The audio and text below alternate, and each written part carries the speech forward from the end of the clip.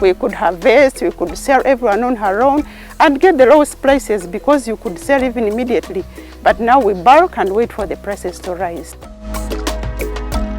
Still on the ACDP trail, we are in Bunyangabu district where we meet a coffee farmer who's defying weather changes with an irrigation system on a large scale. We are talking 15 hectares and God knows how many tons of coffee per season. Stick around as we learn so much more.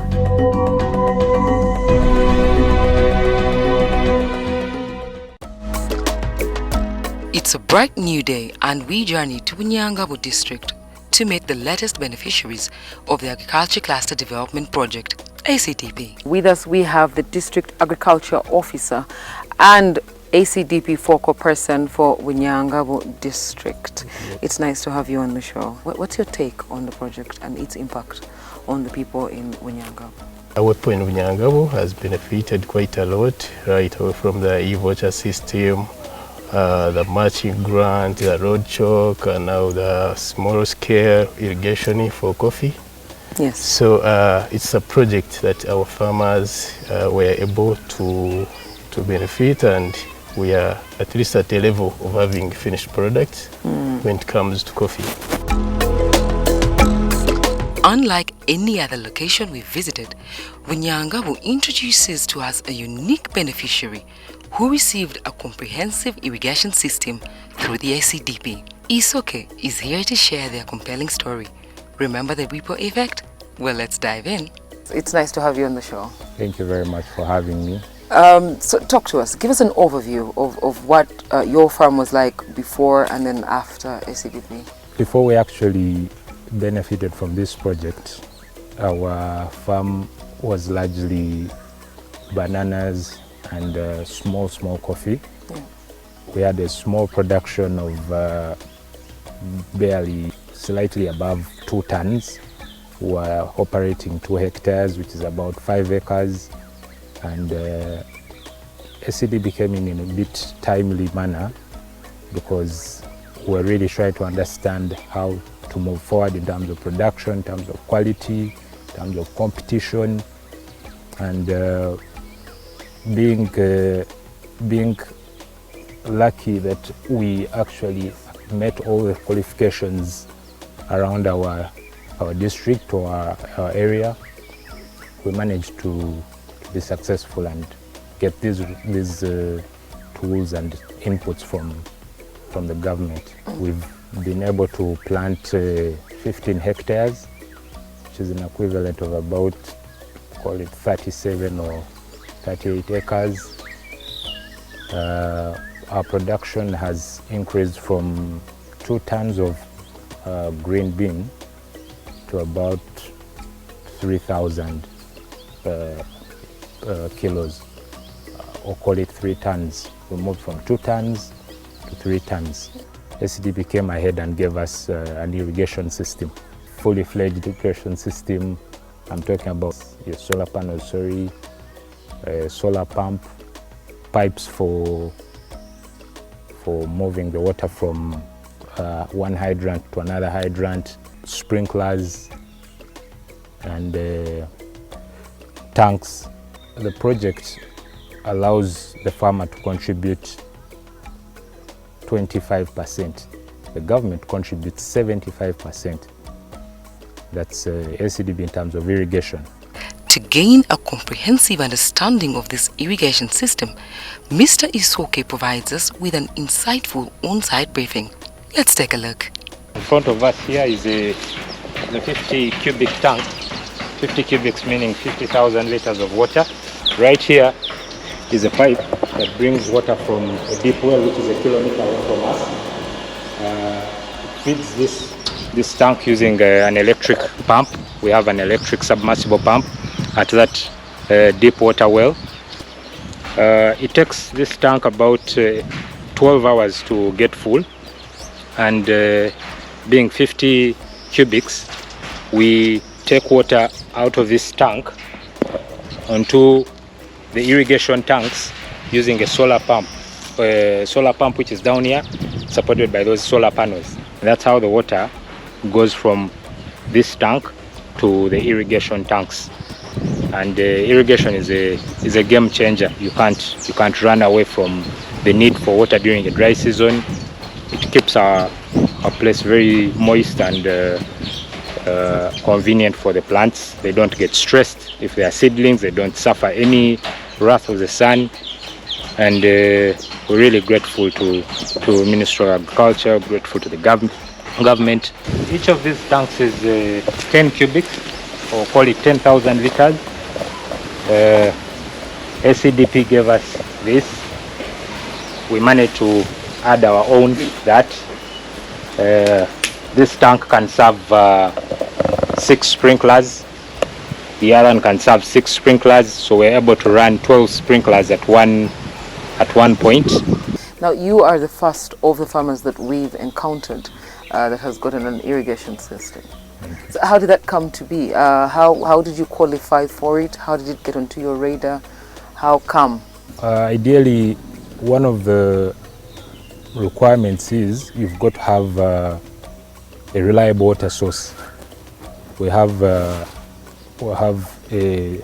deep well of about 140 feet.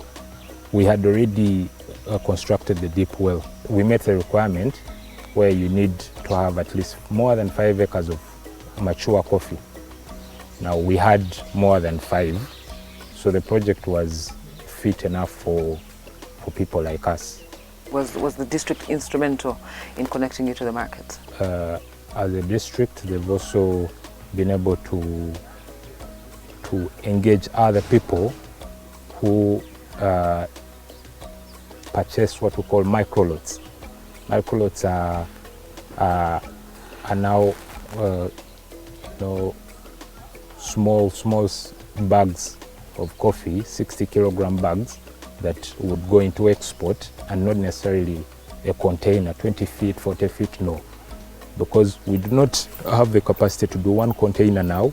So as government, as UCDA through our district and also our agricultural department at the district, we've been able to get 2 or 3 people who take those microlots. We have a customer in Singapore who takes our coffee in terms of microlots. Yeah. And besides that, we've been advanced with a coffee milling machine. Isoke takes us to the drying yard, highlighting the crucial post-harvest handling process. This step is essential and was a major focus for the ACDP, as maintaining the quality of the coffee is of utmost importance. So right here, our drying beds, they're about maybe 30 meters long or even more. And what we do here is freshly harvested cherry is brought here after it's been floated. Now, why do we float coffee? We need good coffee to sink and not so nice coffee to float. So after we've done the floating, the floaters, the not so good coffee, is dried on the top bed, and the lower bed dries the sinkers or the coffee that's sunk into the water container. This is where we bring it, we dry it. It spends about a week or 2 here, and then we transfer it to those drying taplings that were given by ACDP. What are your seasons? Okay, we have 2 coffee seasons. The one that we are in is what we call a fly crop. The fly crop is a shorter production season. It's a warm-up season for the main season. Now, that's the season that we're in. It's a shorter season.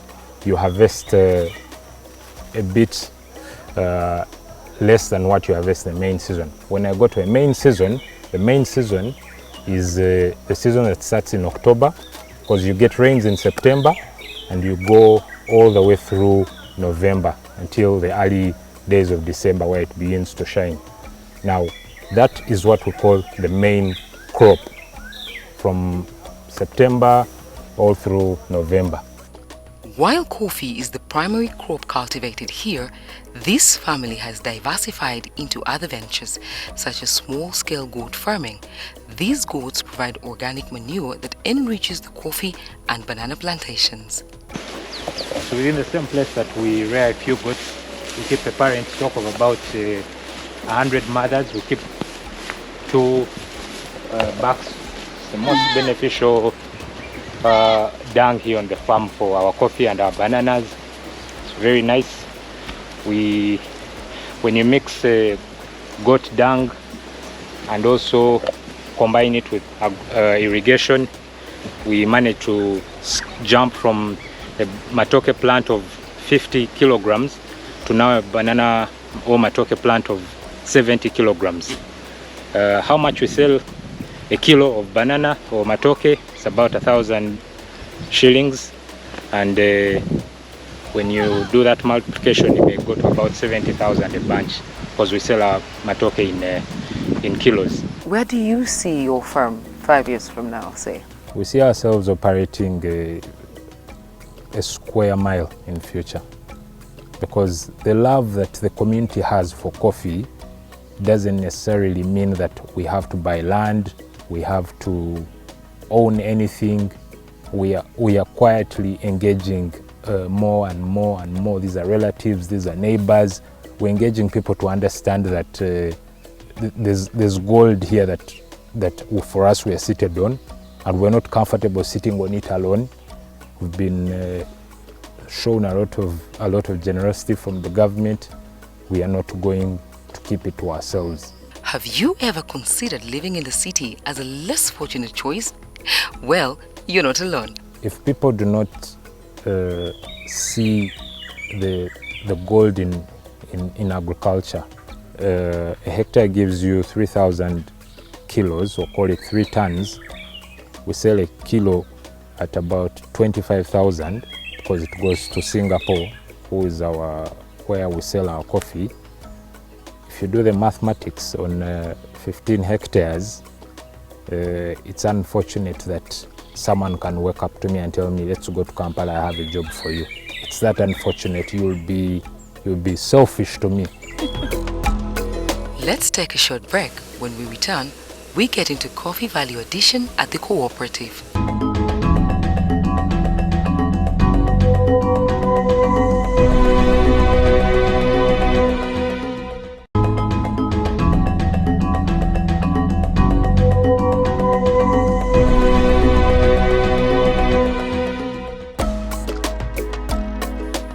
Welcome back. Let's look at the cooperative, the woodchuck, and explore exciting farming opportunities.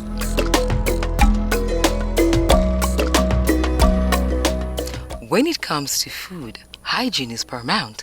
At Kabonero, they prioritize this essential standard, ensuring that the rules are meticulously adhered to at every step.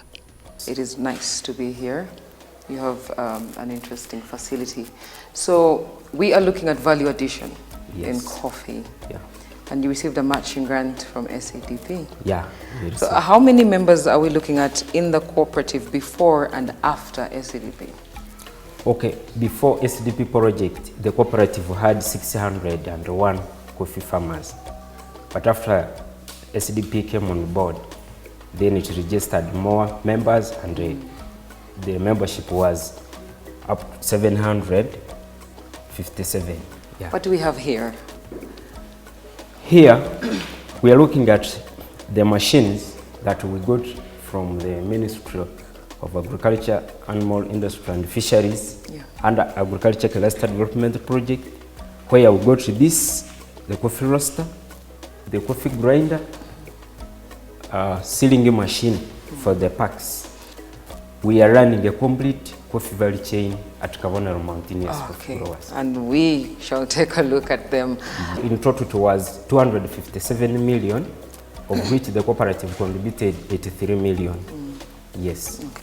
We managed to get these machines and this shelter, the building where the machines are. In one round, it takes 30 minutes. In an hour, you roast 12 kgs. We have 2 seasons. One is the main, is a minor, which starts from February to May. That one, the average, we get 25 metric tons because it is a small one. But for the main, which starts from September to December, we go up to 70 metric tons.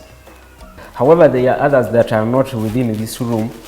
We have 4 pulpers, we have a digital weighing scale, we have a moisture meter. Yeah, those ones were part of this. Before ACDP, we were doing marketing and production and marketing of coffee. Of course, we had to sell coffee as green beans because we didn't have these machines. We used to sell to UK, to Italy, and America as green bean. And how much were you making then? By then, we were making a turnover of 300 million to 400 million. But currently, we are making 600 million. Per year? Per year, because we're integrating the green beans and the finished product. Oh. Yes. Okay. After roasting the coffee, of course, we take it to this machine, coffee grinder. After grinding the coffee here, then we have to use these packs for packing the coffee. Then we seal using this machine. And when you look at our product, it is fair trade certified. We are under geographical indication and Rwenzori region. It is also registered, and it is the first of its kind for coffee geographical indication in Uganda. We are having this UNBS. It is certified by UNBS. Yeah, and our coffee is the best. Some of the comments from our buyers, they say this coffee stands on its own, and it is found nowhere else. It has a stronger personality, and I'm sure when you taste it, you will tell the same. Pricing? Pricing, the one of 500 grams, this is at 4,000 Ugandan shillings. Then this one of 100 is at 7,000 Ugandan shillings. Then this one of 250 is at 15,000. And the biggest one, 500 grams, is at 30,000. And we are having it in 2 forms, roasted ground coffee and roasted coffee beans. Coffee beans. Yes. So if someone just wants the option of the beans, yes, they can enjoy it. And it's all medium roast? All is medium roast. I see. Yes. We have been making more of export of the green beans. Since we have got the certification, now we are trying to penetrate the international market for finished product. And we have promoted local coffee consumption because our farmers are now demanding this coffee. They come here, they go and taste the coffee so that they appreciate the product they grow. The coffee is meticulously hand-picked and expertly sorted for processing, ensuring exceptional quality and preserving its rich aroma. This attention to detail makes Kabonero coffee worth the try. While the team is young, they are doing an outstanding job. This machine is set to a temperature of 210 degrees Celsius. And when it is ready, the fire will automatically switch off thereafter. We get our coffee.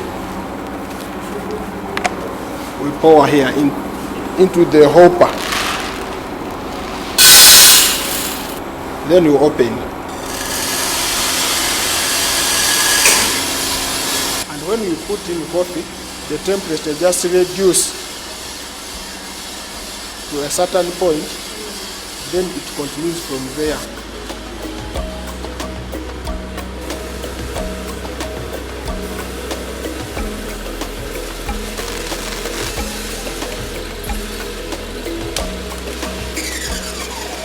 Our ground coffee is finally here, and we are good to go for a brew and test.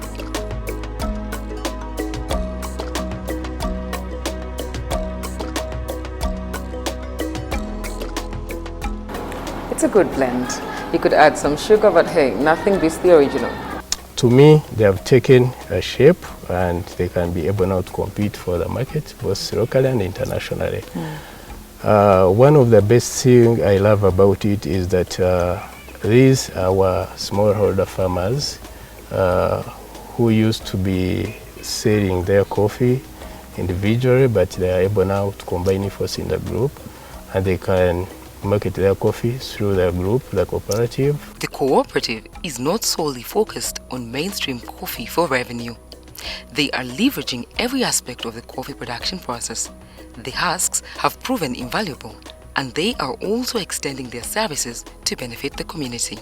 One sack of this of the husks cost between 4,000 to 7,000 Ugandan shillings, and the available market now is Hima cement because it helps them as fuel.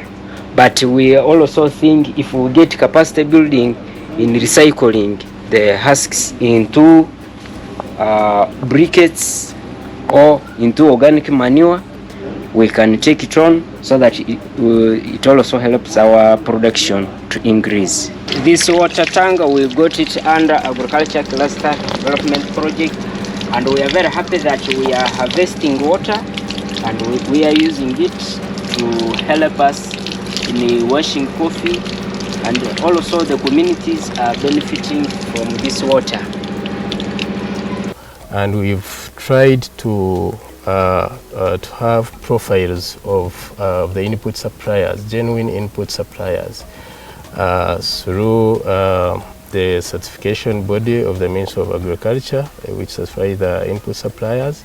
So we are linking up our farmers to these genuine input suppliers so that they are able to continue accessing genuine inputs even after the project. We are very much in touch with our district agriculture officer. They come, they make these visits, they see what we need, and from pesticides to fungicides, these things have always been made available to us. We are working closely with the government to ensure that there is continuous supply of the coffee seedlings. We have tried to get markets that support us, like the fair trade market. It supports us to also go back to the farmers and also implement community-based projects. Because we supported our schools, we supported the construction of a local bridge. We also constructed a girls' change room at Bunyangabu Primary School. All those, when we offer such services, even training, so we train our farmers for best practices to ensure that we have high quality coffee. The rehabilitation of this road has been crucial in linking farmers to markets and various stakeholders. Let's take a closer look at one of the key road choke points. We are able to get the funding for the road choke, where we worked on 17.5 kilometer road that stretches from Buhes to Kiombia, and it was a good success story because this road links the farmers to the markets, one of the weekly biggest markets in Mugusu, and of course the main road that connects Bunyangabu to Kasesa and Fort Portal as well as Kampala. And then the road choke also, it is connecting some health centers and some schools, so it was a good initiative.